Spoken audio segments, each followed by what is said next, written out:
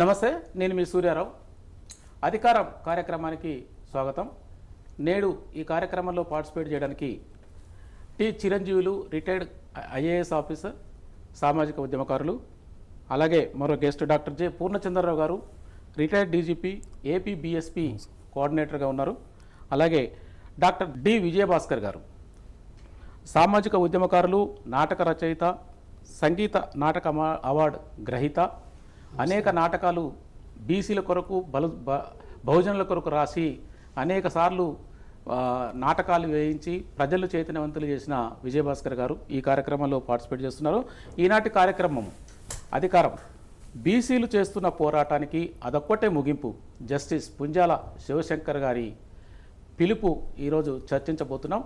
ముందుగా డాక్టర్ పూర్ణచంద్ర గారు, మీరు చెప్పండి, పి శివశంకర్ గారు మనకు ఇప్పుడున్న రిజర్వేషన్స్ తెలంగాణలో కానీ ఆంధ్రప్రదేశ్లో కానీ జాతీయ స్థాయిలో కానీ అనుభవిస్తున్నటువంటి రిజర్వేషన్లకు పి శివశంకర్ గారి పాత్ర అమోఘం. వాటి మీద మీరు చూసిన నేపథ్యం ఏంటి సార్? మనకి పి శివశంకర్ గారు ఈ ఒక్క మాటలో చెప్పాలంటే తెలుగు రాష్ట్రాల్లో ఉన్న బీసీలకి ఆయన అంబేద్కర్ అంతటి వాడు. దీన్ని నిర్ద్వందంగా చెప్పొచ్చు. కారణం ఏంటంటే ఆయన 2 దశాబ్దాల పాటు పోరాటం చేస్తే కానీ ఈ బీసీలకు రిజర్వేషన్ జీవో 1972లో రాలేదు.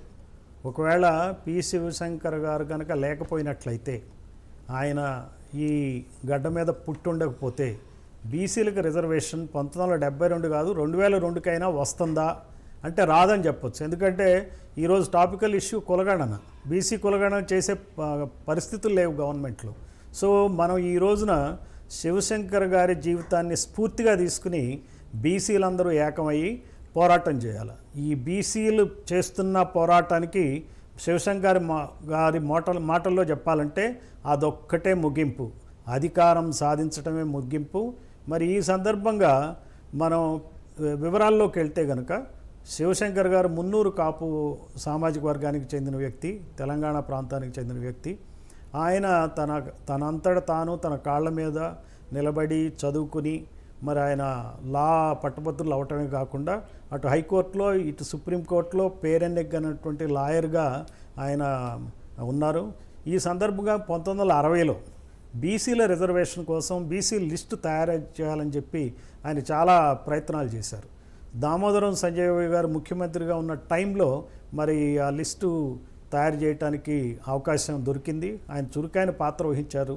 కాకపోతే దురదృష్టం ఏంటంటే నీలం సంజీవ రెడ్డి గారు తన రెడ్డి ఆధిపత్య ధోరణిని వదలకపోవటం వలన ఆయన తయారు చేసినటువంటి బీసీ లిస్టుని ఆయన ఏంటంటే రద్దయ్యే విధంగా చర్యలు తీసుకున్నారు.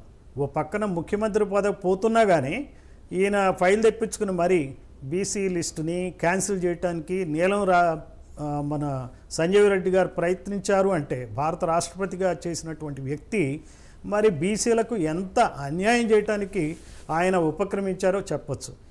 ఆయన పోరాట ఫలితంగానే, శివశంకర్ గారి పోరాట ఫలితంగానే తర్వాత ప్రభుత్వాలు రాజకీయంగా మరి తెలంగాణ ఆందోళనతో బలహీనపడిన నేపథ్యంలో మాత్రమే 1970లో ఒక జీవో ఇచ్చారు. ఆ జీవో ఇవ్వడానికి కూడా చాలా ఆటంకాలు సృష్టించారు, కోర్టుల్లో కేసు వేశారు. మరి శివశంకర్ గారు తన వాదన పటిమతో ఆ జీవో మీద కోర్టులో కేసు గెలవటం 1972 నుంచి ఆ బీసీల లిస్టు ఏదైతే చేశారో దాని ప్రకారం రిజర్వేషన్లు అమలు అవటం జరిగింది. దానిలో నాబోటివాడు లాభపడ్డాడు. నాకు బీసీ స్కాలర్షిప్ కనుక లేకపోతే నేను బీఎస్ అగ్రికల్చర్ చదువుకునేవాడిని కాదు, నేను ఎక్కడో గ్రామంలో ఉండి వ్యవసాయ కూలీగా మారిపోయి ఉండేవాడిని. మరి నేను ఈ రోజున చెప్పాలంటే నేను అందుకనే బహుజన్ సమాజ్ పార్టీలో చేరటానికి కూడా కారణం అది. I want to pay back to the society. ఈ సందర్భంగా మరి శివశంకర్ గారి జన్మదినం ఆగస్టు 10 నాడు వస్తుంది. మరి ఆ జయంతి నాడు మనం అందరం సెలబ్రేట్ చేసుకోవాల్సిన అవసరం ఉంది. మరి ఈ అవకాశం ఇచ్చినటువంటి సూర్యారావు గారికి, ప్రైమ్ 9 వారికి ధన్యవాదాలు. థ్యాంక్ యూ పూర్ణచంద్ర గారు. చిరంజీవులు సార్, దాదాపు 20 సంవత్సరాలు అలుపెరగని పోరాటం మనకు రిజర్వేషన్ రావడానికి. ఈ నేపథ్యం అంతా కూడా చూస్తే చాలా, అంటే రెడ్లు పన్నిన కుట్ర నుంచి అప్పుడు ఒక్కడే సింగిల్గా ఫైట్ చేసి ఈనాడు మనం అనుభవిస్తున్న రిజర్వేషన్ తెచ్చినాడు కదా. ఈ విషయంలో మీకున్న అనుభవం. అందరికీ నమస్కారం. మొట్టమొదట శివశంకర్ గారికి నిజంగా ఈ సందర్భంగా నా పాదాభివందనం. వారు ఏ లోకంలో ఉన్నా సరే వారిని మనం స్మరించుకుంటూ ముఖ్యంగా వారి గురించి మాట్లాడే అదృష్టం దొరికినందుకు నిజంగా నేను గర్వపడుతున్నాను. సో వారి గురించి మనం ఎంత చెప్పినా తక్కువే. మహానుభావుడు, కారణజన్ముడు. వారు చేసిన కృషి వల్లనే ఇవాళ మన తెలుగు రాష్ట్రాల్లో రిజర్వేషన్లే కాదు, అఖిల భారత స్థాయిలో కూడా మండల్ కమిషన్ రికమెండేషన్స్ ఇంప్లిమెంటేషన్ కూడా వారు కారకులు. సో ఆల్రెడీ మన సార్ చెప్పారు, పూర్ణచంద్రరావు గారు, ఈ రిజర్వేషన్స్ కొరకు ఆయన ఎంత కష్టపడ్డాడు. ఒక్కరి క్లుప్తంగా చెప్పాలంటే వీరు 1953 నుంచే మన తెలుగు రాష్ట్రాల్లో రిజర్వేషన్ను ఆర్టికల్ 15(4), 16(4) ద్వారా ఇంప్లిమెంట్ చేయాలని చెప్పేసి కృషి చేసినటువంటి వ్యక్తి. ఆ రోజు ఉన్నటువంటి ముఖ్యమంత్రి బూర్గుల రామకృష్ణారావు గారిని ఒప్పించి కాకా కాలేకర్ కమిషన్ నిబంధనలకు అనుగుణంగా రిజర్వేషన్స్ కొరకు ఆయన కొన్ని 116 కులాలు సంథింగ్ కులాలతో ఒక లిస్టు తయారు చేశారు. ఆ లిస్టు తయారు చేసిన తర్వాత ఈ లోపల తెలంగాణ, ఆంధ్రప్రదేశ్ కలిపి, అంటే ఆంధ్ర కలిపి ఆంధ్రప్రదేశ్ రాష్ట్రం ఏర్పడింది. సో ఆ లిస్టులు, అతను తయారు చేసిన లిస్టులు 3 రాష్ట్రాలకు సంబంధించింది. అప్పుడు ఇక్కడ 3 ప్రాంతాలు ఉండేది, కర్ణాటక, మహారాష్ట్ర, తెలంగాణ. సో ఈ 3 ప్రాంతాలకు కలిపి ఆయన అప్పుడు 116 కులాల లిస్టు ఒకటి తయారు చేసి కాకా కాలేకర్ కమిషన్ ఏదైతే రూల్స్ ఫాలో అవుతుందో దాని ప్రకారం చేసి ప్రభుత్వానికి ఇచ్చాడు. ఈ లోపల కంబైన్ స్టేట్ ఏర్పడింది. ఏర్పడిన తర్వాత నీలం సంజీవరెడ్డి గారు ముఖ్యమంత్రి రావడం జరిగింది. వారికి మొదటి నుంచి కూడా బలహీన వర్గాల పట్ల సదభిప్రాయం లేదు.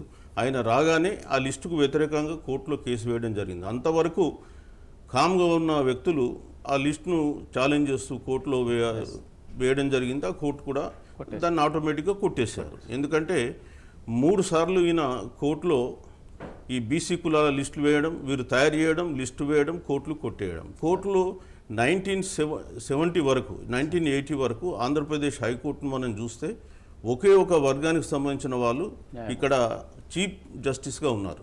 న్యాయమూర్తులేగా చీఫ్ జస్టిస్ కూడా ఒకే కులానికి సంబంధించిన వాళ్ళు ఉన్నారు. సో వాళ్ళు ఏ లిస్ట్ వచ్చినా అడ్డుకున్నారు. నెక్స్ట్ 1963లో ఒక లిస్టు తయారు చేశారు. ఆ 1963 లిస్టులో కూడా మళ్ళీ కోర్టులో ఛాలెంజ్ చేశారు, అది కూడా కొట్టివేయబడింది. తర్వాత వీరు సూచనల మేరకు అప్పుడు కమిషన్ వేయడం జరిగింది, అనంతరామన్ కమిషన్.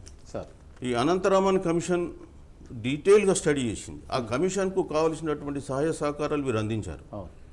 ఆ తర్వాత కమిషన్ ఇచ్చిన రికమెండేషన్స్ ప్రకారం 1970లో ఒక జీవో ఇవ్వడం జరిగింది, 1793 జీవో అని. ఆ జీవోలో ABCD కేటగిరీ చేశారు, బీసీలని చేసి 25% reservation. Supreme court judgment Balaji versus state of Mysore దాన్ని అనుసరించి 25% ఇక్కడ వారు రికమెండ్ చేయడం జరిగింది. ఆ కేసును కూడా సాగర్ అనే వ్యక్తి ద్వారా ఛాలెంజ్ చేయించినారు. సో అది మళ్ళీ ఆటోమేటిక్గా ఇక్కడ ఉన్నటువంటి జడ్జెస్ కొట్టివేయడం జరిగింది. సో మళ్ళీ అప్పుడున్నటువంటి సీఎం కూడా చెప్పాడు, కాసు బ్రహ్మానందరెడ్డి, బాబు నువ్వు ఇన్నిసార్లు లిస్టులు తయారు చేస్తున్నావు, మళ్ళీ కోర్టులు కొట్టేస్తున్నావు, ఇంకా మేము మీకు వాదించమని. But because of JV Narasimha Rao, ఈయన అప్పుడు గవర్నమెంట్ పీడర్గా నియమించబడ్డాడు. సో ఆయన ఆ కేసును అప్పీల్ తీసుకుని సుప్రీంకోర్టులో వెళ్ళడం జరిగింది, బలరాం వర్సెస్ స్టేట్ ఆఫ్ ఏపీలో. అంటే దాంట్లో సుప్రీంకోర్టులో ఈ కేసు గెలవడం జరిగింది. ఆ విధంగా 1972 జనవరి నుంచి అమల్లోకి వచ్చింది. తెలంగాణ, ఆంధ్రప్రదేశ్లో ఈ రిజర్వేషన్లు అమల్లోకి వచ్చినాయి. ఇకపోతే దేశ స్థాయిలో, జాతీయ స్థాయిలోకి వచ్చేస్తే మండల్ కమిషన్ రికమెండేషన్స్. యాక్చువల్గా మండల్ కమిషన్ 1979 జనవరిలో జనతా పార్టీ గవర్నమెంట్ అపాయింట్ చేసింది. 1 ఇయర్ టర్మ్ ఇచ్చారు. ఈ టర్మ్ ఇచ్చే లోపట్నే జనతా గవర్నమెంట్ కూలిపోయింది. సో టర్మ్ను 1 ఇయర్ ముగిసింది. ముగిసిన తర్వాత కమిషన్ ఏం చేయాలని చెప్పేసి తోచక కూర్చున్నారు. ఆ టైంలో వీరికున్న లీగల్ పరిజ్ఞానాన్ని ఉపయోగించి, ఎందుకంటే వీరు అప్పుడు కేంద్రంలో ఇందిరాగాంధీ గారి దగ్గర ఒక వెలుగు వెలుగుతున్నారు. ఇందిరాగాంధీ పైన జనతా పార్టీ గవర్నమెంట్ వాళ్ళు ఎప్పుడైతే షా కమిషన్ పెట్టారో, ఆ షా కమిషన్ నుంచి ఇందిరాగాంధీని రక్షించడం కొరకు ఇందిరాగాంధీ వీరి సేవలు వాడుకున్నారు. దేశంలో ఎంతోమంది న్యాయకోవిధులు ఉన్నారు, కానీ ఆ న్యాయకోవిధులందరినీ కాదని చెప్పి ఆమె స్వయంగా ఫోన్ చేసి, శివశంకర్ మీరు ఢిల్లీకి రండి, నా కేసు వాదించండి అని చెప్పి ఎంటర్ చేసినారు. మరి ఆయన సక్సెస్ఫుల్గా వాదించడం బట్టే ఆ షా కమిషన్ కేసు నుంచి ఇందిరాగాంధీ రక్షించబడేది. అందుకే ఇందిరాగాంధీ గారికి వీరిపైన విపరీతమైన విశ్వాసం ఉంది. వీరు ఫైల్ తీసుకెళ్ళేసి ఇమీడియట్గా ఎక్స్టెన్షన్ రాయించాడు. ఆయన కమిషన్ అడిగాడు, ఎంత టైం అంటే 6 నెలలు చాలు అన్నాడు. బట్ 1 year ఇచ్చింది ఇందిరాగాంధీ. ఈయన 1 year రాశాడు. 6 నెలల్లో కంప్లీట్ కాదు, ఈయనకు తెలుసు దాంట్లో ఉండి లోసుకుని. సో వీరిచ్చినటువంటి సలహాలు సూచనల మేరకు కూడా ఆ మండల్ కమిషన్ శాస్త్రయుక్తంగా బీసీలను ఎస్టిమేట్ చేసి వారి వెనుకబాటుతనానికి కొరకు సుమారు ఒక 21-22 ఇండికేటర్స్ను పెట్టి ఏ ఇండికేటర్కి ఎంత మార్క్స్ ఇవ్వాలనో ఇచ్చి వెనుకబడిన కులాలను వెనుకబడిన వర్గాలను గుర్తించడం జరిగింది. సో ఆ విధంగా మొట్టమొదట మండల్ కమిషన్ రికమెండేషన్స్ వచ్చినాయి. కానీ ఆ రికమెండేషన్స్ను కేంద్ర ప్రభుత్వం యాక్సెప్ట్ చేయాలి. కేంద్ర ప్రభుత్వం ఇందిరాగాంధీ ఆధ్వర్యంలో నడుస్తూ ఉంది. సో అప్పుడు దాన్ని పొలిటికల్ అఫైర్స్ కమిటీకి రిఫర్ చేశారు. Political affairs committee headed by upper caste people. వాళ్ళు 3 సార్లు పంపిస్తే 3 సార్లు రిజెక్ట్ చేసింది, ఇంప్లిమెంట్ చేయకూడదు. సో ఇక ఇందిరాగాంధీ గారికి కూడా వారు చెప్పి చూశారు. సరే మరి పొలిటికల్ అఫైర్స్ కమిటీ నుంచి మనకు పాజిటివ్ వస్తలేదు, ఇప్పుడు ఏం చేద్దాంలే అంటే వారు అట్లాగే ఉండిపోయినారు. మళ్ళీ వీపీ సింగ్ వచ్చిన తర్వాత ఎప్పుడైతే ఈ మండల్ కమిషన్ ఇంప్లిమెంట్ చేయాలనుకున్నారో అప్పుడు మళ్ళీ వీరు ఒక నోట్ పంపాడు వీపీ సింగ్కు. పంపించేసి దీన్ని ఏ విధంగా ఇంప్లిమెంట్ చేయొచ్చు అని చెప్పేసి వాళ్ళు క్యాబినెట్ నోట్ తయారు చేసి వీరే ఇస్తే అదే నోట్ను క్యాబినెట్ అప్రూవ్ చేయడం జరిగింది. కోర్టులో కూడా ఇందిరా సహాని కేసులో 9 మంది జడ్జిలలో 8 మంది జడ్జిలు దీన్ని అపహేళన చేయడం జరిగింది. సో ఆ విధంగా రిజర్వేషన్స్కు ఇంతకుముందు చెప్పినట్టుగా వారు మనకు ఒక అంబేద్కర్ లాంటి వారు. వారు చేసినటువంటి సేవల గురించి చాలామందికి తెలియదు, అవగాహన లేదు. నిజంగా చెప్పాలంటే వారు ఆ రోజు బీసీలకు రిజర్వేషన్ తెలంగాణ ఆంధ్రప్రదేశ్ రాష్ట్రాల్లో ఇచ్చినారు కాబట్టి మేము కూడా చదువుకొని బీసీ హాస్టళ్లలో ఉన్నాం. అదేవిధంగా ఉద్యోగాలలో కూడా స్టార్టింగ్ జాబ్లలో కూడా మేము కొంత బీసీ రిజర్వేషన్ మీదనే వచ్చినాం. తర్వాత ఓపెన్ కేటగిరీ వచ్చినా అది వేరే ఇష్యూ. బట్ ఒక బేస్ అనేది క్రియేట్ చేయడం జరిగింది. సో అట్లాంటి మహానుభావుడిని మనం ఎంత పోడినా తక్కువే. వారు కారణ జన్మలు, లేకపోతే వారు కష్టానికి నిజంగా మనం ఒక్కోసారి పుస్తకం వారు రాసిన పుస్తకం చూస్తుంటే స్వేకత కన్నీళ్ళు ఆటోమేటిక్గా వచ్చేసినాయి. వారు అమృత్సర్లో బూట్ పాలిష్ చేసుకుంటూ లా చదవడం, అన్నను కోల్పోవడం ఆ వయసులో నిజంగా కూడా అట్లాంటి కష్టాలు పగవాళ్ళకు కూడా రాకూడదు. మరి అట్లాంటి కష్టాలు పడ్డాడు కాబట్టి ఆయనలో కసి అనేది పెరిగింది. ఆ కసి, ఆయన కృషి 2 కలిపి కూడా ఒక మహానుభావునిగా ఆయన తీర్చిదిద్దినాయి. Okay sir. విజయభాస్కర్ గారు, పూర్ణచంద్రరావు గారు, అట్లనే చిరంజీవి సార్, ఇప్పటివరకు శివశంకర్ గారు స్ట్రగుల్ రిజర్వేషన్స్ ఇంప్లిమెంట్ కావడానికి అనేక దఫాలుగా ఎన్నో రాజకీయ ఒత్తిళ్లకు న్యాయపరంగా చిక్కుల్ని ఎదుర్కొని ఈనాడు మనం ఎంజాయ్ చేస్తున్నామంటే అందుకు రియల్గా కూడా శివశంకర్ గారు మనం వాళ్ళందరూ ఆ శివశంకర్ గారికి జీవితాంతం రుణపడి ఉండాలి. ఈ విషయంలో మీరు అబ్జర్వ్ చేసిన నేపథ్యం. అందరికీ నమస్కారం.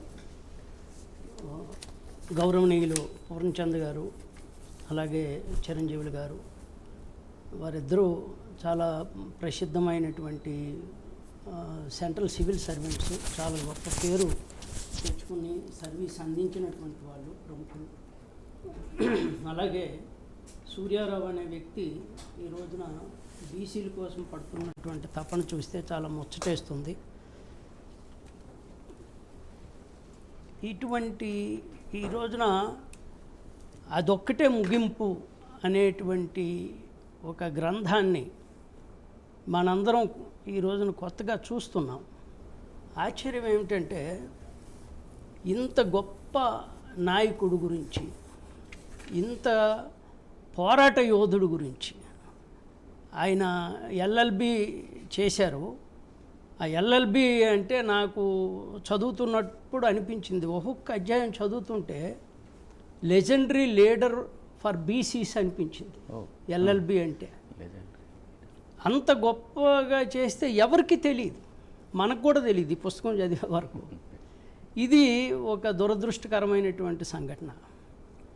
అయితే సార్ ఇందాక చెప్పారు చాలా వివరంగా ఆయన చేసినటువంటి పోరాటం, అడుగడుగున ఎదుర్కొన్నటువంటి వ్యక్తిగతమైనటువంటి అవమానం, ఒక బీసీ కులస్తుడు అవ్వడం వల్ల ఆయనకి రావాల్సినటువంటి న్యాయమూర్తి పదవి దక్కకపోవడం, అగ్రకులం వాడు కాకపోవడం వల్ల వచ్చి ఆయన కోల్పోయిన జీవితంలో కోల్పోయినటువంటి అవకాశాలు, అవన్నీ చూస్తే ఒక పక్క కంట నీరు వస్తుంది. మన సార్ చెప్పినట్టు కడుపు కూడా మండిపోతుంది.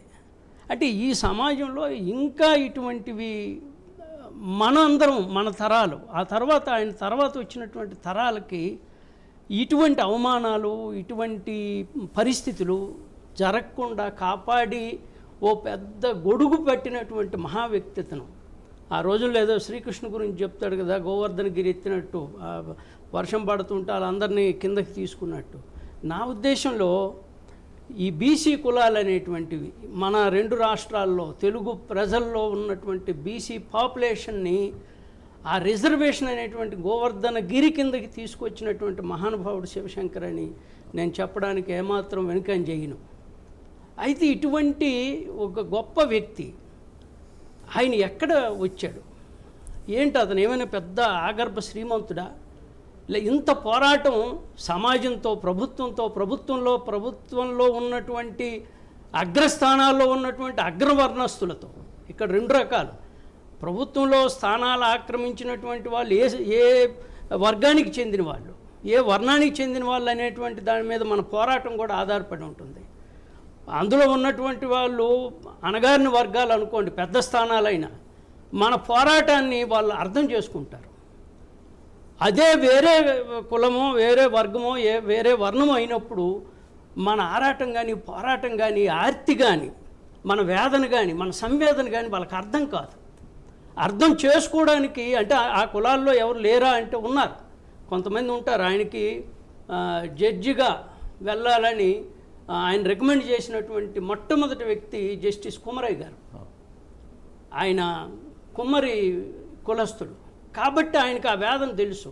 తనలాగే మరొక అట్టడుగు వర్గం నుంచి మరొక వ్యక్తి వచ్చినట్టయితే ఈ సమాజానికి జరగబోయేటువంటి మేలేంటో, న్యాయమేంటో ఆయనకు తెలుసు కాబట్టి ఆయన్ని చేశాడు. 2వ వ్యక్తి గోపాలరావు ఎగ్బోటే గారు. 3వ వ్యక్తి ఓబుల్ రెడ్డి గారు.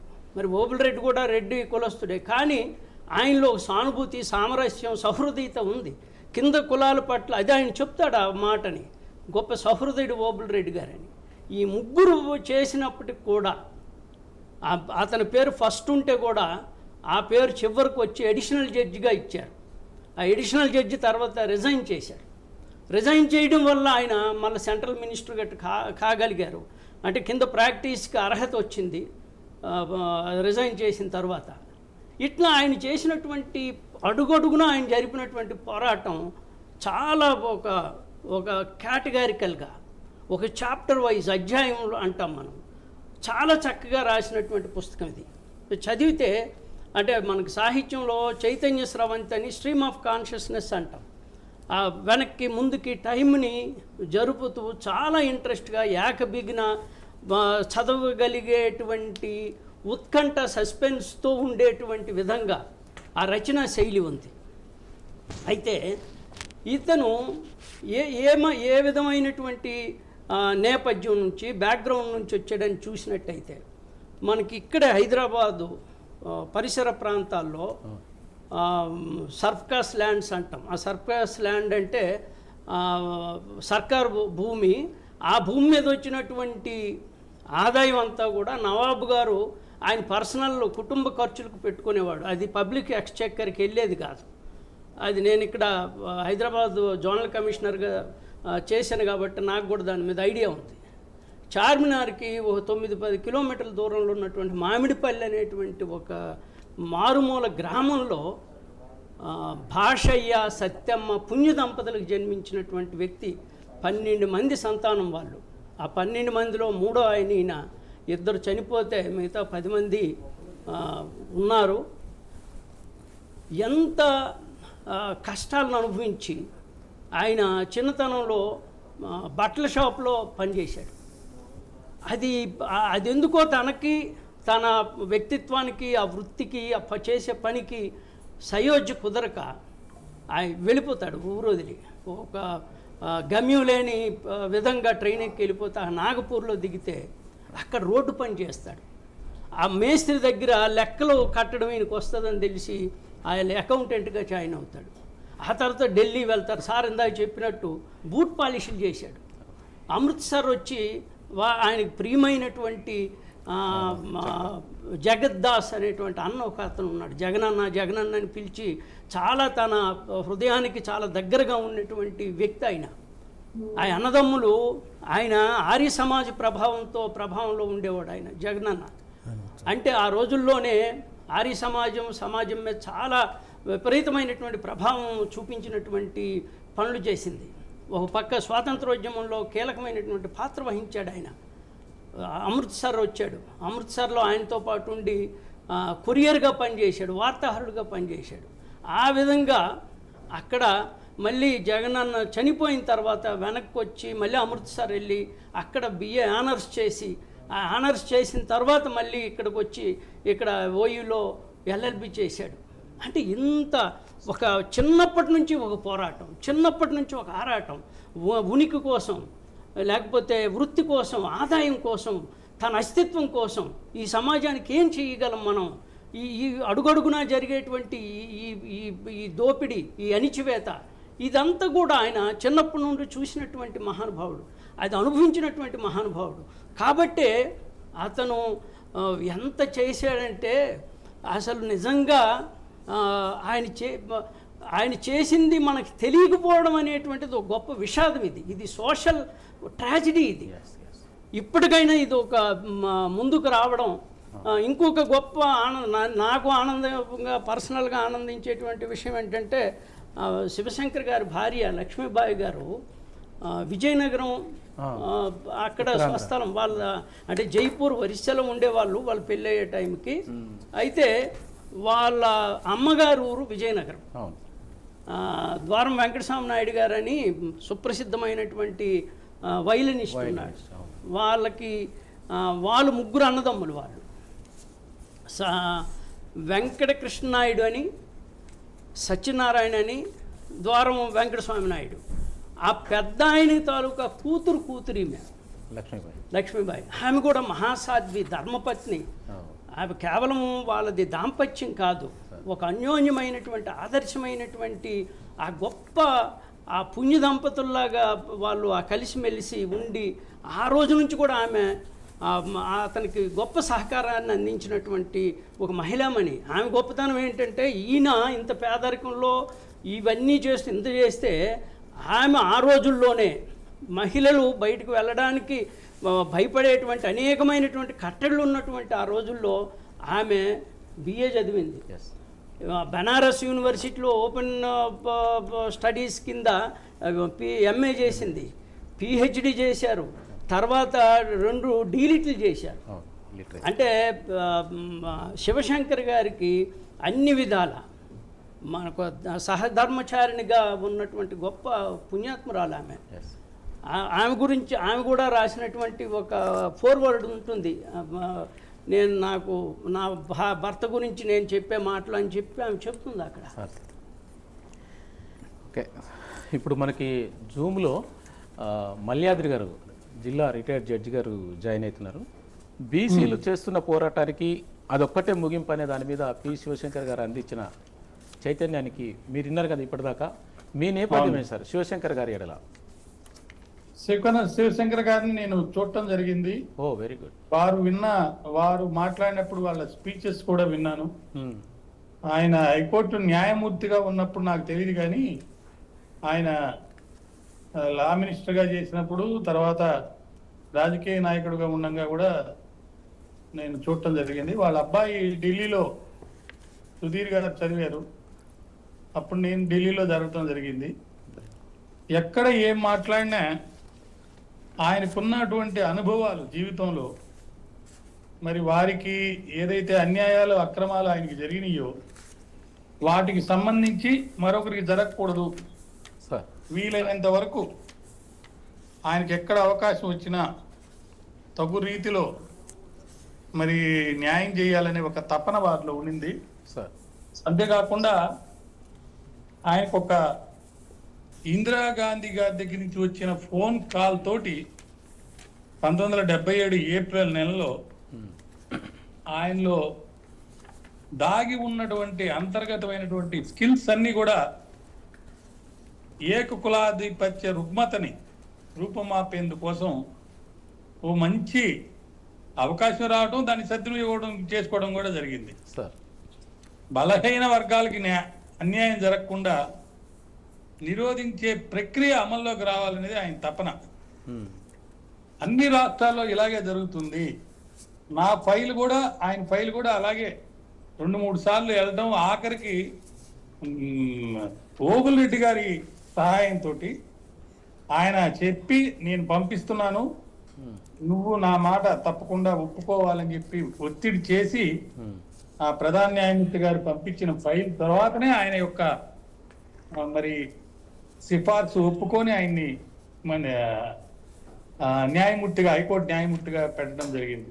సార్ అప్పటి నుంచి ఒక దృఢ నిర్ణయం తీసుకొని మంచి ప్రతిభా సామర్థ్యం కలిగిన సార్ ఏ బలహీన వర్గాల వ్యక్తి ఎక్కడ ఇబ్బంది పడుతున్నాడు, అతనికి న్యాయ వ్యవస్థలో సముచితమైనటువంటి పదవి కానీ గౌరవం కానీ దక్కలేదు అనుకున్నప్పుడు కుల రాజకీయాల కారణంగా ఆయనకి దక్కాల్సినటువంటి పదవులు కానీ, అంటే ఏ వ్యక్తికైనా సరే పొందలేకపోతారో అలాంటి వాళ్ళకి బాసటగా నిలబడాలనేది ఆయన యొక్క తపన. అదే విధంగా చేశారు. సార్ ఇక్కడ ఒక మంచి ఏంటంటే ఆయనకున్న ఎక్స్పీరియన్స్ లో ఆయన పడ్డ కష్టాలు సార్ ఆయనకి రాజ్యాంగ స్ఫూర్తిని మరి సమాజంలో వ్యవస్థల్లో లేదు. కేవలం రాజ్యాంగంలో మనం రాసుకున్నాము, కానీ విప్లవాత్మకమైన సంస్కరణలు జరగాలి. సార్ అవి జరిగితే తప్ప ఈ కులాల ఆధిపత్యంలో కొంతమంది చేతుల్లోనే ఈ యొక్క న్యాయ వ్యవస్థలో అధికారం, అంటే న్యాయమూర్తులు కానీ పబ్లిక్ ప్రాసిక్యూటర్స్ కానీ అన్ని పోస్టుల్లో కూడా సార్ వేరే వాళ్ళకి దొరుకుతుంది, సామాజిక న్యాయం జరగడం లేదు. కాబట్టి ఆయన యొక్క ముఖ్యమైనటువంటి ఉద్దేశాలు కానీ పోరాటాలు కానీ ఒకటి ఏంటంటే ప్రతిభ ఆధారంగా న్యాయమూర్తులు నియమించాలి. వాళ్ళని స్వరాష్ట్రాల్లో కాకుండా ఇతర రాష్ట్రాలు నియమించాలి. అంకుల్ జడ్జి, అంకుల్ అనే పదం లేకుండా, అంటే ఇప్పుడు ఇక్కడ మనతో ప్రాక్టీస్ చేసిన ఆయన ఇక్కడ జడ్జిగా ఉంటే ఆయన యొక్క సహచరులు కానీ లేకపోతే స్నేహితులు కానీ ఇంట్రెస్టెడ్ పర్సన్స్ అక్కడ ఉన్నప్పుడు కొన్ని నిర్ణయాలు తీసుకోవాల్సి వచ్చినప్పుడు కొన్ని ఇబ్బందులు జరుగుతుంటాయి అన్నమాట. అంటే ఆ ఇబ్బందులు లేకుండా ఉండాలంటే ఇక్కడ వాళ్ళని వేరే రాష్ట్రం, ఇప్పుడు 1/3 జడ్జెస్ మారుస్తున్నారా అని అంటున్నారు. ఆయన కోరుకుంది ఏంటంటే అందరూ ఎవరిని అపాయింట్ చేసినా వాళ్ళని వేరే రాష్ట్రానికి పంపించాలి, అక్కడ పనిచేయాలి. అదే విధంగా సామాజిక న్యాయం చుట్టూ ఆయన యొక్క ప్రసంగాలు కానీ ఆయన యొక్క పనులు కానీ ఉండేవి. ముఖ్యంగా న్యాయ వ్యవస్థలో అనేక సంస్కరణలు తేవడానికి ఆయన చాలా పాటుపడ్డారు. అంటే సమాజంలో ముఖ్యంగా ఈ బీసీ కమిషన్ సిఫార్సులు అమలు చేయకపోవడం కానీ, నిర్లక్ష్యానికి గురైన వర్గాల ప్రయోజనాలని పక్కకు నెట్టేసి నిర్విద్ధంగా తోసిపుచ్చేసి వాళ్ళ జీవితాలని ఉద్ధరించుకొని ఏదో ఒక విధంగా సామాజిక న్యాయం అందరికి అందుబాటులో ఉండే విధంగా విద్య కానీ ఉద్యోగ రంగాల్లో కానీ, ఆయనకు అప్పుడు ప్రైవేట్ రంగంలో కూడా ఏదైనా అన్యాయం జరుగుతుంటే దాని మీద కూడా పోరాడాలని కూడా కొన్ని సందర్భాల్లో ఆయన చేసినట్టుగా మనం చూస్తాం అన్నమాట. ఇంకొక విషయం ఏంటంటే ఇందిరాగాంధీ గారి కేసు ఆయన వాదించటం, అక్కడి నుంచి ఆయన వెనుగు తిరిగి చూసుకోవాల్సిన అవసరం లేకుండా పోయింది. అంటే 1977 నుంచి దేశంలో జరిగిన అన్ని చట్టసభల ఎన్నికల్లోనూ కాంగ్రెస్ పార్టీ అంతకుముందు కానీ తర్వాత కానీ మనం చూసుకుంటే సుమారు 40% ఓట్లే వచ్చినాయి వాళ్ళకి. మిగతా 60% ఓట్లు ఎవరున్నారు, ఏమైంది అంటే వెనకబడిన వర్గాల వారా కాదా, వాళ్ళ యొక్క ఓట్లు మనకు అవసరం లేదా, ఒక చిత్తశుద్ధితో ఒకటి పనిచేయాలని అంటే దాని మీద ఒక సమగ్రమైనటువంటి ఒక ఆలోచన ఉండాలి. అది ఉంది ఆయనకి. ఆ విధంగా నాయకుల్ని కన్విన్స్ చేసుకోవడంలో కానీ, మన ఓట్లు పెరుగుతాయి, మన పార్టీ అజేయంగా గెలవాలంటే ఇదిగో నేను చెప్పిన ఈ పనులు చేయాలని చెప్పి ఆయన కన్విన్స్ చేసి మేడంని సార్ జనాభాలో 60 నుంచి 70% మించి ఎందుకు ఓటింగ్ రావడం లేదు జనము, అది కూడా ఒక సమస్యగా ఆయన తీసుకున్నారు. అంటే ఎలక్షన్ రిఫార్మ్స్ లో కూడా వారి యొక్క అమూల్యమైనటువంటి కోఆపరేషన్ కానీ నిర్ణయాత్మకమైన శక్తి కానీ జోడు చేసుకొని వ్యవస్థలో అనేక మార్పులు తీసుకొచ్చారు. అంటే న్యాయ వ్యవస్థలో మార్పులు, ఎలక్షన్స్లో మార్పు, ఈ బలహీన వర్గాలు కుల మత జాతి భేదాలతోటి పక్కగా నెట్టిపోయిన వర్గాలన్నింటిని కూడా కలుపుకొని పోవడానికి ఆయన ఎంతో విధంగా ఇచ్చేశారన్నమాట. 1980 నుంచి 89 వరకు ఒక కమిటీ వేస్తే పివి నరసింహరావు గారే చైర్మన్. అవును సార్. ఈయన ఎన్నిసార్లు అభ్యర్థించినా కానీ ఆయన పివి గారి నిర్ణయం కాదు కదా, ఒక్కసారి కూడా కమిటీ సమావేశాన్ని ఆయన ఏర్పాటు చేయలేదంట. అది ఆయన చెప్తూ ఉండేవాళ్ళంట, సార్ అయ్యా ఇది ఎట్లా సమావేశం లేకపోతే ఎట్లా దీని గురించి మాట్లాడదామని అంటే ఆయన చుట్టూ అదొక వంకలా చూసేవాళ్ళంట. అంటే నిర్ణయాత్మకమైన విషయాల్లో వేరే కులస్తులు గనక పైన ఉంటే, అంటే నిర్ణయాత్మకమైన శక్తి వాళ్ళకుంటే ఎలా నెట్టివేయబడతారు అనేది ఆయన చెప్పడం జరిగింది. ఈయన ఎంత పోరాడినా నిర్ణయాత్మక శక్తిలో అంటే చైర్మన్ గా ఉన్న పివి నరసింహరావు గారు కానీ ఇంకా అనేక సందర్భాల్లో ఇతరులు కానీ ఒక నిర్ణయం అనేది తీసుకోకుండా ఉండటం అనేది ఈయనలో ఒక బాధ. అరే ఇలా అయితే ఎట్లా, పెద్దందారుల చేతిలో అణిచివేయబడితే మరి నాలాగే నేను ఎట్లా అనుభవించానో అందరూ అలాగే చేస్తే ఇంకా వ్యవస్థలో మార్పులు ఎలా వస్తాయి. ముఖ్యంగా ఆయన కోరుకుంది న్యాయ వ్యవస్థలో జడ్జీలుగా వచ్చేవాళ్ళు కులమత జాతి భేదాలు లేకుండా సమర్థత మీద రావాలి. చాలా మంది ఆయన్ని కుల ప్రాతిపదిక మీద వాళ్ళని తీసుకోవాలనే ఒక వాదనలో ఉన్నట్టుగా ఆయన్ని చిత్రీకరించారు, కానీ అది వాస్తవం కాదు. ఆయన కోరుకుంది ప్రతిభ కలిగినటువంటి వెనుకబడిన తరగతుల వారు కానీ ఇతరులు కానీ వాళ్ళని పెత్తందారులు అయిన వాళ్ళు కానీ అగ్ర కులాలు కానీ నొక్కివేస్తున్నాయి. ఎక్కువ ప్రధాన న్యాయమూర్తి పోస్టులన్నీ కూడా ఎక్కువ కాలం ఇతరులకు వచ్చినాయి, కానీ ఒక్క ఆయన పేరేంటి పున్నయ్య గారు ఒకరు, కుమరయ్య గారు ఒకరు. పున్నయ్య గారేమో ఒక హైకోర్టు జడ్జి గానే రిటైర్ అయిపోయారు. కుమరయ్య గారేమో చాలా తక్కువ కాలం ఆయన ప్రధాన న్యాయమూర్తిగా చేయడం జరిగింది. అంటే తర్వాత కొంతమంది ఇతర కులాలకి చెందినటువంటి అగ్ర కులాలు కాకుండా ఇతర కులాలకు చెందిన వాళ్ళ న్యాయమూర్తులు, ప్రధాన న్యాయమూర్తులు కూడా వచ్చారు. కొంత మార్పులు ఇప్పుడు వచ్చినాయి, కానీ ఆయన కోరుకున్న విధంగా ఆయన ఏ విధంగా హైయెస్ట్ పొజిషన్ లో ప్రతిభ గల వాళ్ళు ఉండాలి అనే పోరాటం ఒకటి ఉందే, ఆ పోరాటం ఇంకా చెప్పబడిపోలేదు, కొనసాగుతూనే ఉంది. ఖచ్చితంగా ఆయన అనుకున్నటువంటి ఆశయాలు, ఆయన ఏదైతే సాధన చేశారో ఆ సాధన పక్కకు పోకుండా కొనసాగించే నిర్మాణాత్మకమైన ఒక శక్తి ఇప్పుడు బాధలతో ఉన్న వాళ్ళల్లో ఉంది.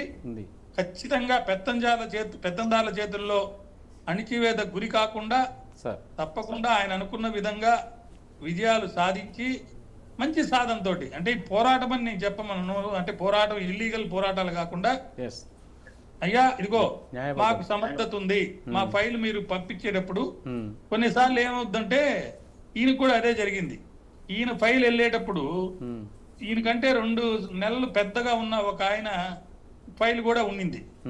ఆయన ముందు పెడితే ఈయన లాస్ట్ లో 2 నెలలే ఆయన ముఖ్య ప్రధాన న్యాయమూర్తిగా ఉంటారు. కాబట్టి ఆయన రెడ్డి గారిని అడిగింది, అయ్యా ఫైల్ పెట్టేటప్పుడు మీరు ఏదో వెళ్ళమంటున్నారు, నన్ను బాగానే ఉంది, నేను జడ్జిగా వెళ్తాను, కానీ నా పేరు కొంచెం ముందు పెట్టి నా సీనియారిటీ నేను 2 సార్లు 3 సార్లు నన్ను పోనీయకుండా చేశారు కాబట్టి ఖచ్చితంగా నా పేరు ముందుండాలి అనే విధంగా కూడా ఆయన చెప్పడం జరిగింది. కొన్ని సందర్భాలు ఎలా ఉంటాయంటే మనం అడక్కపోతే మనకు ఎంటైటిల్మెంట్ అయింది కూడా పెట్టరు. అంటే నేను ఎందుకు చెప్తున్నానంటే ఈయనలో ఉన్న గొప్ప గుణం ఏంటంటే సందర్భం వచ్చినప్పుడు తనకి సంబంధించి కానీ ఇతరులకు సంబంధించింది కానీ ఆ అభ్యర్థన చేసే విషయంలో కానీ గట్టిగా నొక్కి పట్టి చివరి దాకా దాన్ని తీసుకెళ్ళి ఏదో ఒక విధంగా ఖచ్చితంగా దాని అనుకున్నది సాధించడంలో ఆయన కృతకృత్యులయ్యారు. అదేవిధంగా వాళ్ళ సతీమణి గారు, ఆయన ఇప్పుడు ముందు మాట్లాడిన వారు విజయనగరం గురించి చెప్పడం జరిగింది. అక్కడ వీణలకు ప్రసిద్ధి అన్నమాట. ఆ విజయనగరంలో ఒక సందర్భంలో ఒక వీణని మేము ఒక న్యాయమూర్తి గారికి, ఈయన తాలూకు బంధువు అయిన న్యాయమూర్తి గారికి తీసుకుపోయి ఇచ్చినప్పుడు ఈ విషయాలన్నీ చెప్పడం జరిగింది అనమాట. ఈ విషయాలన్నీ చెప్పినప్పుడు మాకు అర్థమైంది ఏంటంటే, కళాత్మకంగా కూడా వాళ్ళ సతీమణి కానీ వాళ్ళ బంధువులు కానీ కళాత్మకంగా కానీ సామాజికంగా కానీ వాళ్ళ యొక్క సేవలు, స్కిల్స్ వాడి సముచితమైన రీతిలో సహాయ సహకారాలు అందించి అందరినీ ముందుకు తీసుకెళ్లారు, ఒక్క కులానికి సంబంధించి అని కాకుండా. అందువల్ల దాన్ని ఇది గొప్ప విషయము, దాన్ని నేను శ్లాఘిస్తున్నాను. ఇలాంటి వాళ్ళు గురుతుల్యంగా భావించి చాలా మంది, ఎక్కువ మంది, ముఖ్యంగా న్యాయ వ్యవస్థలో ఒక మంచి తీర్పులు కూడా అటువంటి వాళ్ళ ద్వారా కనుక వస్తే బాధపడ్డవాడే ఖచ్చితంగా న్యాయం అందరికీ చేస్తారు. నాకు ఈ అవకాశం ఇచ్చారు. నాకు మీ అందరికి కూడా ప్రత్యేక కృతజ్ఞతలు తెలియజేస్తాను. మళ్ళీ మీ దగ్గరకు వస్తాం, మీరు ఉండండి. ఇప్పుడు పూర్ణచంద్ర గారు సార్ పూర్ణచంద్ర గారు సార్, న్యాయ వ్యవస్థలో కానీ రిజర్వేషన్ వ్యవస్థలో కానీ శివశంకర్ గారు ఒక అధ్యయనాన్ని కొనసాగించారు సార్. అంటే దీని పట్ల ఇప్పుడు న్యాయ వ్యవస్థ ఇప్పుడున్న పరిస్థితులకు అప్పుడున్న పరిస్థితులకు కంపారిజన్ ఏంటి సార్? ఇప్పుడు చిత్రమైన విషయం ఏంటంటే, ఆ రోజుల్లోనే శివశంకర్ గారు ఎంత పోరాటం చేశారో, న్యాయ వ్యవస్థలో జరుగుతున్నటువంటి మరి ఏవైతే పరిణామాలు ఉన్నాయో వాటిని మార్చాలని చెప్పి ఎంత ప్రయత్నించారో దాని ఫలాలు ఇప్పుడు మనం అనుకున్నంతగా లేవు. రెండు, వారిలాగా న్యాయ వ్యవస్థలో పోరాడే వాళ్ళు కూడా కనపడట్లే. ఇప్పుడు ఆ రోజుల్లోనే ఆయన పోరాటం అనేది చాలా గొప్ప విషయం.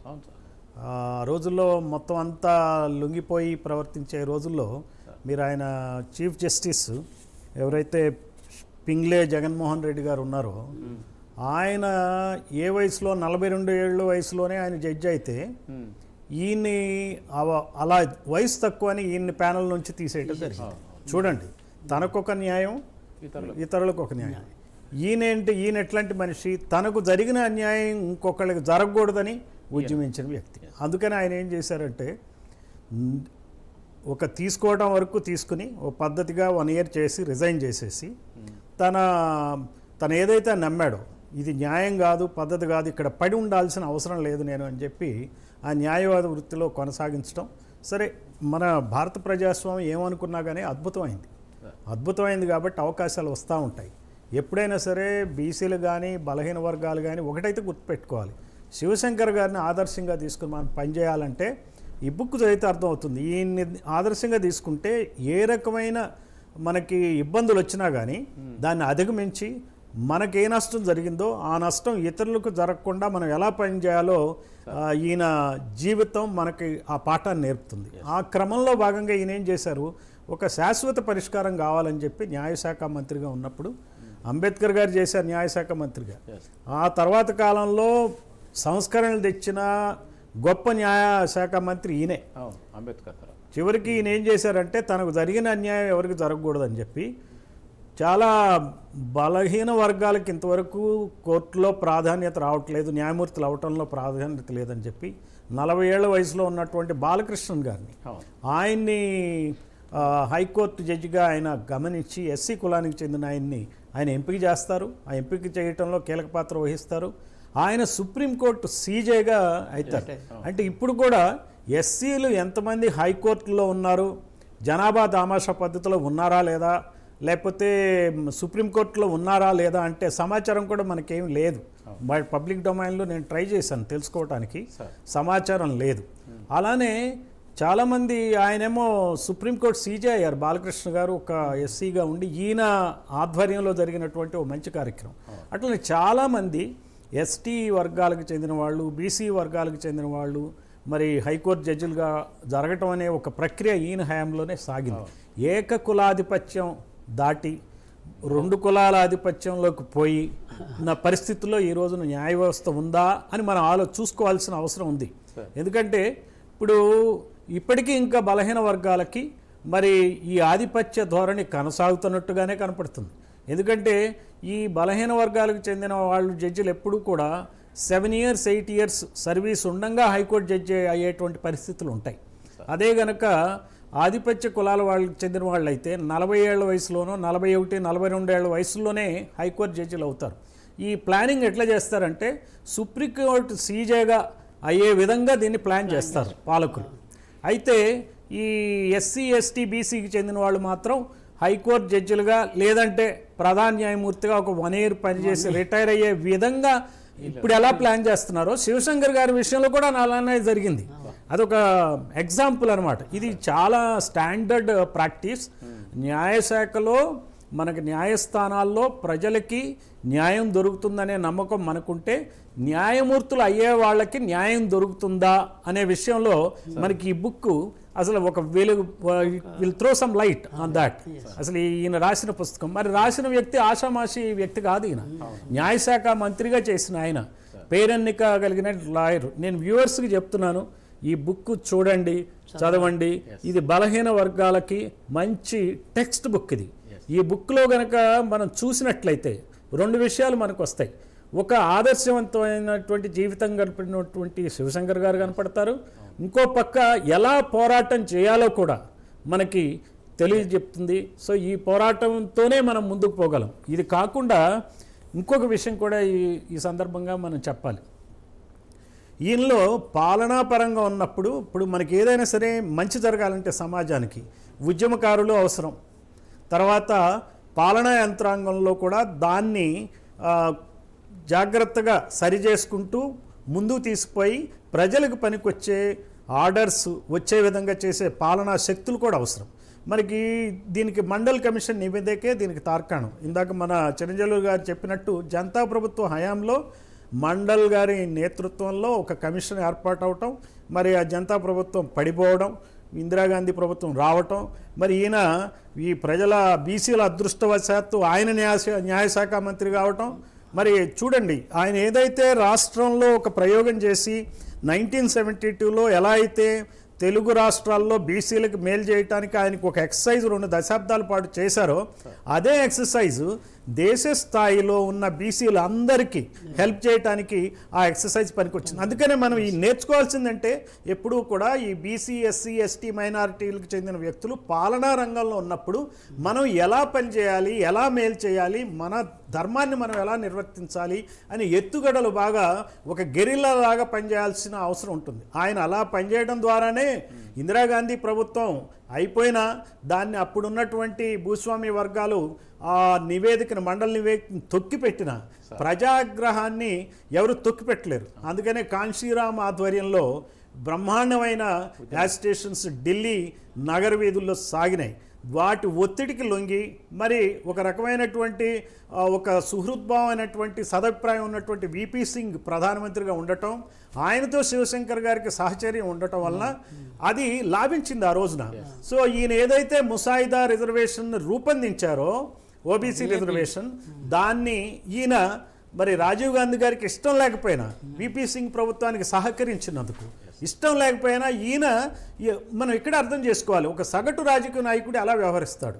ఒక పివి నరసింహరావు గారేమో వీళ్ళందరూ వద్దంటున్నారు కాబట్టి ఆయన మీటింగ్ కండక్ట్ చేయలే. అదే రాజీవ్ గాంధీ గారు ఇష్టపడకపోయినా, మరి శివశంకర్ గారికి ఎటువంటి పదవి లేకపోయినా సరే, మరి వాళ్ళు రాజీవ్ గాంధీ గారికి రైవల్ అయినటువంటి ప్రధానమంత్రి విపి సింగ్ ఆయన ఆధ్వర్యంలో ఉన్న ప్రభుత్వానికి ఈ ఓబీసీ మండల్ కమిషన్ ఆధారంగా మరి ఈ ఆర్డర్స్ని ముసాయిదాని రూపొందించడంలో ఆయన సహకరించడం, అది సుప్రీంకోర్టులో కూడా వ్యాలిడ్గా అప్హెల్డ్ చేయడం జరిగింది. ఇదండి శివశంకర్ గారిని గురించి మనం తెలుసుకోవాలంటే ఆయన ఏదైతే కట్టుబడి ఉన్నారో అటు రిజర్వేషన్లు పరిపాలనా రంగంలో కానీ న్యాయశాఖలో బలహీన వర్గాల పాత్రకు కానీ ఆయన చాలా గొప్ప మనకి సేవలు అందించారు. ఆయన స్ఫూర్తి, ఆయన్ని స్మరించుకోకుండా ఉండే పరిస్థితులు, దౌర్భాగ్యమైన రాజకీయ పరిస్థితులు తెలుగు రాష్ట్రాల్లో ఉన్నాయి. ఈ రోజున తెలుగు రాష్ట్రాల్లో మీడియా ఏం చేస్తుందండి, ఒక పక్కనేమో చంద్రబాబును చూపిస్తారు, ఇంకో పక్కన జగన్ చూపిస్తారు, ఇంకో పక్క కేసీఆర్ లేకపోతే రేవంత్ రెడ్డి. ఇవి తప్పిస్తే ఇలాంటి మహానుభావుల గురించి మరి ప్రజలకు తెలియజెప్పే కార్యక్రమం కానీ చూపించరు. ఎందుకంటే చూపిస్తే వాళ్ళు ఏవైతే పరిపాలన చేస్తున్నారో వాళ్ళ పరిపాలననే ప్రశ్నిస్తారని చెప్పి వీళ్ళు వీటినన్నిటినీ మరుగుపరుస్తున్నారు. అందుకనే ఈ రోజున ఆంధ్రప్రదేశ్లో జరుగుతుంది కూడా మీరు ప్రజలందరూ గమనించాలి. కుల గణన చేయకుండా ఆంధ్రప్రదేశ్లో జరుగుతున్నటువంటి దుర్మార్గమైన చర్య ఏంటంటే కుల గణన చేయకుండా స్కిల్ సెన్సెస్ అని చెప్తున్నారు. ఎవరికి కావాలంటే స్కిల్ సెన్సెస్? ఎంతమంది ఇంజనీర్లు తెలిస్తే అంతమంది ఇండస్ట్రీస్ అన్ని ఇండస్ట్రీస్ పెడతారా? లక్షల మందికి మీరు ఇస్తారా? మీరు బేసికల్గా ప్రజలకు కులగణన చేయండి. వివిధ రంగాల్లో వాళ్ళకి సముచితమైన ప్రాధాన్యత ఇవ్వడానికి కులాల వారీగా చేయటం అనేది ఈ రోజున అవసరం. సో ఈ రోజున మనం స్ఫూర్తిగా శివశంకర్ గారు స్ఫూర్తిగా తీసుకుని మనం ఈ 2 రాష్ట్రాల్లో కూడా ఉద్యమించాలి, కులగణన కోసం ప్రయత్నించాలి, మరి బలహీన వర్గాల యొక్క సాధికారత కోసం అలుపెరగని పోరాటం చేయాలి. పోరాటం చేసి అధికారం తెచ్చుకుంటే అదొక్కటే ముగింపు. అదే ఈ బుక్ ఆయన పెట్టినటువంటి దాని టైటిల్, అదొక్కటే ముగింపు, అధికారం ఒక్కటే ముగింపు కావాలా. Thank you. Chiranjeevulu sir, Purnachandra గారు చెప్పినట్టు న్యాయ వ్యవస్థలో కానీ రాజకీయ రంగంలో కానీ ఎన్నో ఒడిదొడుకులు ఎదుర్కొని శివశంకర్ సారు మనకి ఎనలేని మెసేజ్ని ఇచ్చినాడు. దీని మీద మీరు శివశంకర్ గారు అనేటువంటి ఒక మహానుభావుడు సార్ నిజంగా మనం పోల్చాలంటే ఒక పూలే, ఒక అంబేద్కర్, ఒక పెరియార్, వీళ్ళతో సమానంగా వీని పోల్చవచ్చు. ఇంకోటి ఏంటంటే చాలామంది ఏమనుకుంటారంటే బలహీన వర్గాలకు చెందినటువంటి వ్యక్తుల్లో టాలెంట్ ఉండదు, మెరిట్ ఉండదు అని అనుకుంటారు. బట్ వీరిని మనం చూసి గమనించినట్టయితే అసలు భారతదేశంలో ఇందిరాగాంధీ గారి హయాంలో వారి నమ్మిన బంటుల్లో మొట్టమొదటి వ్యక్తి వీరు. ఒకానొక టైంలో ఇండియా టుడే మ్యాగజైన్లో ఇందిరాగాంధీ తర్వాత సెకండ్ పొజిషన్ ఎవరంటే పి శివశంకర్ గారు అని చెప్పి ప్రింట్ చేసినటువంటి ఇష్యూ. ఇందిరాగాంధీ గారు చనిపోయిన తర్వాత రాజీవ్ గాంధీ గారు 4గురితో క్యాబినెట్ ఏర్పాటు చేస్తే అందులో ఉన్నటువంటి వ్యక్తి శివశంకర్ గారు. సో ఆ విధంగా అందరినీ మెప్పించి ఒప్పించి మరి తను ఆ స్థానానికి చేరుకున్నటువంటి వ్యక్తి ఆయన. అట్లాంటి మహానుభావుని గురించి వాస్తవానికి సరి అయినటువంటి ప్రచారం ఎక్కడ జరగలేదు. అందుకే ఒక స్కూల్ సిలబస్లో వారి గురించి ఒక్క పాఠమన్నా మనం ఇందులో లెసన్ అన్న చేర్చుకూర్చాలని చెప్పేసి బీసీ సంఘాలు డిమాండ్ చేయాలి. ఎందుకంటే ఎవరెవరి గురించో చదువుతున్నాం. నిజంగా మన బతుకులు మార్చినటువంటి ఒక మహానుభావుని గురించి మనం స్కూల్ సిలబస్లో పెట్టమని కోరుతలే. సో ఖచ్చితంగా శివశంకర్ గారి జీవితాన్ని అందరూ అధ్యయనం చేయాల్సిన అవసరం. ఇంకోటి ఏంటంటే ఆయన నమ్మిన సిద్ధాంతానికి తిలోదకాలు ఇచ్చేసి అగ్రవర్ణాల సేవలు చేసినటువంటి వ్యక్తి కాదు. వాస్తవానికి ఏంటంటే అటార్నీ జనరల్, ఈయన లా మినిస్టర్గా ఉన్నప్పుడు అటార్నీ జనరల్ అపాయింట్మెంట్ గురించి ఫైల్ వస్తుంది. ఫైల్ వచ్చేస్తే సంజయ్ గాంధీ గారు పర్సనల్గా కలిసి మదన్ లాల్ భాటియా అనేటువంటి వ్యక్తి, ఆయన కూడా ఇందిరాగాంధీ కేసును వాదించిన ప్యానెల్ ఆఫ్ జడ్జెస్లలో వారొకరు. విజయభాస్కర్ గారు సార్ చెప్పినట్టు, చిరంజీవి గారు చెప్పినట్టు పదవులే ఆయన ఎమ్మడబడ్డాయి, ఆయన పదవులు ఎమ్మడబడలేదు. అలాంటి నేపథ్యం శివశంకర్ గారు. మీరు చెప్పండి సార్ కొంత శివశంకర్. అంటే నాకు ఆయన జీవిత చరిత్ర చూసినప్పుడు ఒక 2 పాయలుగా కనిపిస్తుంది. ఒకటి ఏంటంటే బూర్గుల రామకృష్ణారావు గారి వెనకబడి ఆ రోజున తెలంగాణ రాష్ట్రంలో, ఆంధ్ర రాష్ట్రం, హైదరాబాద్ రాష్ట్రంలో ఆయన వెనకబడి బీసీ జాబితా తయారు చేయించి అది 53లోనో ఎప్పుడో జరిగితే మనకి 56 వచ్చేసరికి 2 కలిపి మళ్ళీ ఆంధ్రప్రదేశ్ కావటం. ఆ తర్వాత నీలం సంజీవ్ రెడ్డి గారు వెనకబడ్డం, తర్వాత ఆయనేమో మన కాంగ్రెస్ అధ్యక్షుడిగా వెళ్ళిపోయిన తర్వాత సంజీవయ్య గారు రావడం, సంజీవయ్య గారు వెనక మళ్ళీ పడ్డం, ఆయనతో ఈ సెన్సస్ బీసీ కులాల గణన చేయడం కోసం అని చెప్పి ఆర్డర్స్ ఇప్పించడం, తర్వాత మళ్ళీ 62లో మళ్ళీ నీలం సంజీవ్ రెడ్డి గారు మళ్ళీ రావడం, తర్వాత బ్రహ్మానందరెడ్డి గారు రావడం, ఇదంతా ఒక సామాజిక ఉద్యమ విప్లవకారుడుగా సాగినటువంటి ఒక పోరాటం ఇది. ఇది అనంతరామన్ కమిషన్తో ఒక కొలిక్కి వచ్చింది. అలాగే అక్కడ సెంట్రల్ గవర్నమెంట్లో తీసుకుంటే మన కాకా కాలేకర్ కమిషన్ తర్వాత మండల్ కమిషన్ రావడం, సరే దాని గురించి మళ్ళీ రిజెక్ట్ చేయటం, ఇదంతా ఉంది. ఆయన చాలా క్షుణ్ణంగా ఈ బీసీల తాలూకా బ్రతుకులేంటి, వాళ్ళ అభివృద్ధి ఏంటి అని చాలా క్లోజ్గా ఫాలో అవుతూ వచ్చారు. సార్ మండల్ కమిషన్ వచ్చేసరికి మళ్ళీ ఇందాక సార్ చెప్పినట్టు ఎప్పుడైతే దాన్ని మళ్ళీ ఇది రాజకీయ వ్యవహారాల కమిటీ ఇదిగో అదిగో అని చెప్పి దానికి మళ్ళీ పివి నరసింహారావు గారు అధ్యక్షత రావడం, ఈయన అధ్యక్షుని పెట్టమంటే ఈ మెంబర్గా వేసి ఆయన అధ్యక్షుడిగా పెట్టారు. అంటే దీని మీద మనం చెప్పుకోవాలంటే అనేకమైన ఉదాహరణలు చెప్పొచ్చు, కానీ కొంతమంది మళ్ళీ దాని మీద నచ్చుకునే వ్యవహారం ఉంది. కాబట్టి మనం సంప్రదాయంగానే మాట్లాడుకుంటే దాన్ని ఒక్కొలికి మళ్ళీ తీసుకొచ్చారు. ఇందాక సార్ చెప్పారు, రాజీవ్ గాంధీ గారికి ఇష్టం లేకపోవడం అనే కాదు, 4 నెలలు మాట్లాడలేదంట ఆయన. అంటే తనకి రాజకీయ జీవితాన్ని ఇచ్చి, తనకు పదవులు ఇచ్చి, అంత ఉన్నతిని కల్పించినటువంటి కుటుంబంలోని ఓ ప్రధానమంత్రి స్థాయిలో ఉన్నటువంటి వ్యక్తి తన మీద కోపపడతాడు, కోపం వస్తుంది, తన మీద అలకబూనుతాడని తెలిసి కూడా ఎవరి కోసం చేసింది? తన కోసం కాదే, తన కుటుంబం కోసం కాదే, తన సొంత వాళ్ళ కోసం కాదే, మొత్తం ఈ బీసీ ప్రపంచం కోసం చేశాడు ఆయన. రాజీవ్ గాంధీకి వ్యతిరేకం అయితే అయ్యాను, కానీ నా మండల్ రిపోర్ట్ అనేటువంటిది అమలు కావాలనేటువంటి ఓ దాంతో ఆ డ్రాఫ్ట్ రాసిచ్చినటువంటి గొప్ప అంత త్యాగం ఎవరు చేస్తారు? రాజీవ్ గాంధీ లాంటి ఒక గొప్ప నాయకుడు కోపాన్ని వస్తే వచ్చేళ్ళే, కోపానికి వస్తే వచ్చేళ్ళే అనుకొని నేను ఈ పని చేస్తాననేటువంటి కమిట్మెంట్ ఏదైతే ఉందో అది గొప్పది. ఇది ఒక ఉద్యమకారుడుగా, ఒక విప్లవకారుడుగా, సంస్కర్త అని అనకండి. సంస్కర్త రాజీ పడేటువంటి మనిషి, విప్లవకారుడు, ఉద్యమకారుడు రాజీ లేని ధోరణిలో పడతాడు. సంస్కర్త ఏంటి, 10 మంది వద్దన్నారంటే మానేస్తాడు సంస్కరణ చేయటం.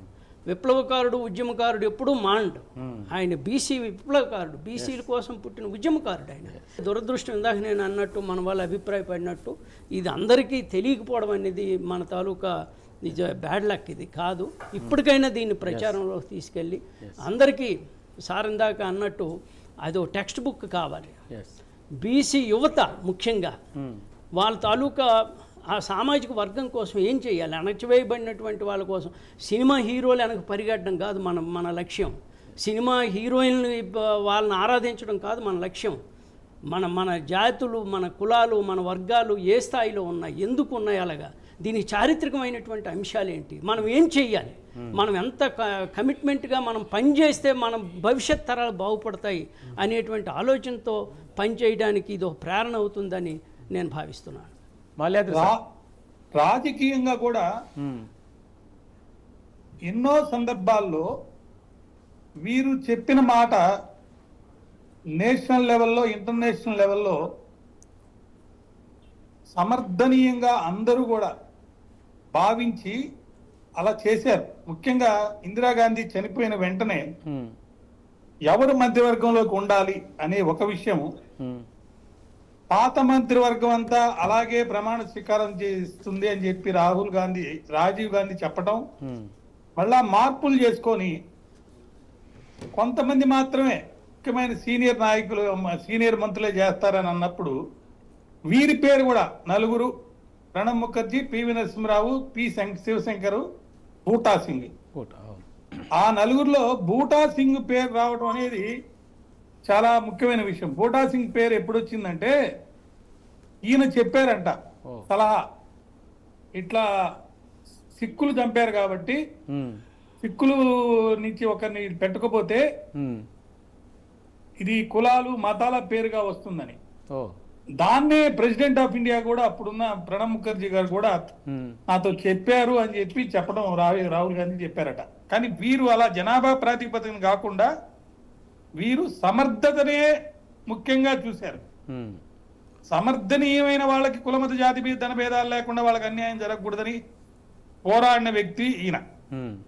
ఇది గమనించి ఒకటి బలహీన వర్గాల్లో ఉన్న వాళ్ళు వాళ్ళకు వచ్చినటువంటి అవకాశాలని ఉపయోగించుకొని సమర్థులుగా తయారవటం, రెండోది వాళ్ళ సమర్థతకి తగ్గట్టు అవకాశాలు రాకపోతే పోరాడైనా ఆ అవకాశాలు రప్పించుకోవటం, వచ్చిన అవకాశాలని సద్వినియోగం చేసుకొని ఉన్నత స్థాయిలో ఉన్న మంచి పొజిషన్స్కి వెళ్ళడం, వెళ్ళి ఈర్లాగానే మిగతా వాళ్ళకి సహాయ సహకారాలు అందించాలి. వెళ్ళే వాళ్ళు చాలా మంది కనపడుతున్నారు, కానీ సహాయ సహకారాలు అందించి పోరాడి వీళ్ళకి మళ్ళీ ఒక నిర్ణయం అనేది మటుకు జరగడం లేదనమాట. మ్మ్. అక్కడే తేడా వస్తుంది. సార్. కాబట్టి నా మనవి ఏంటంటే మీ ద్వారా మ్మ్. ఈ పుస్తకంలో కొన్ని విషయాలు మాత్రమే నేను చదవటం జరిగింది. అవునా? అప్పుడు రోజుల్లో వీరితోటి మా ఊరికి వచ్చి ఈయన మా కోర్టులో కూడా ఈయన సెంట్రల్ మినిస్టర్ గా అదే క్యాడర్లో లా మినిస్టర్ క్యాడర్లో మా కోర్టుకు వచ్చి మేము అప్పుడు ప్రాక్టీస్ చేసే రోజుల్లో ఆయన్ని చూసి ఆయన మాట్లాడినప్పుడు చూస్తుంటే ఈయన కేవలం రాజకీయ నాయకుడు కాదు, మ్మ్. ఒక సంఘ సంస్కర్త. మ్మ్. న్యాయ వ్యవస్థలో అనేక మార్పులు, ఇప్పుడు కొత్త కొత్త మార్పులు వస్తున్నాయి, అప్పుడే ఆయన ఊహించాడు. అనేక మార్పులు నిర్ణయాత్మక శక్తిలోకి వచ్చే వాళ్ళని, మ్మ్. ప్రతిభ కలిగే వాళ్ళని సెలెక్ట్ చేయడం అనేది చాలా ముఖ్యం అని చెప్పేసి సార్. అప్పుడు ఆయన దాన్ని గుర్తించి పోరాడి చేశారనమాట. ఇది చాలా గొప్ప విషయం. అలాగే భవిష్యత్తులో ఇంకా వీరిని మనం ఇప్పుడు మీరందరూ కూడా ఇట్లా మీ మంచి ఛానల్ ఇది, సార్. అట్లే పూర్ణచంద్రరావు గారు కానీ మిగతా మీ మిత్రులు కానీ వాళ్ళందరూ కూడా సార్. ఒక సద్బుద్ధితో సంకల్పం చేసుకొని మంచి విషయాన్ని తీసుకొచ్చి ముందుకు తీసుకొచ్చారు. సార్. ఇలాంటి ఇంకా మంచి జరగాలి. అవును. సమాజంలో కులమత జాతి ధన భేదాలు పోవాలి. సమర్థులైన వాళ్ళకి పట్టం కట్టి వాళ్ళ ద్వారా సంఘంలో మార్పులు రావాలని కోరుతున్నాను. నమస్కారం. Thank you sir. ఈరోజు కార్యక్రమంలో శివశంకర్ గారి జీవిత చరిత్రను పాఠ్యపుస్తకాల్లో పెట్టే విధంగా, అదేవిధంగా శివశంకర్ గారి జీవిత చరిత్ర ఇంకా అనేక రకాలుగా బయటికి తీసుకొచ్చి ఆయనకు ఘన నివాళులు అర్పిస్తూ బీసీలు ఎలా ముందుకు పోవాలి, ఆయన స్ఫూర్తిని తీసుకొని బీసీ సమాజం, బహుజన సమాజం ఎట్లా ముందుకు పోవాలనే దాని మీద మనందరం కూడా కృషి చేద్దాం. ఈనాడు చర్చా కార్యక్రమంలో పార్టిసిపేట్ చేసిన ముఖ్యంగా మాల్యాద్రి గారికి, పూర్ణచంద్రరావు గారికి, విజయభాస్కర్ గారికి, చిరంజీవులు గారికి ధన్యవాదాలు. Thank you. నమస్తే. ఇది ఇవాళ చర్చా కార్యక్రమం. మరో కార్యక్రమంతో మళ్ళీ కలుద్దాం. Thank you.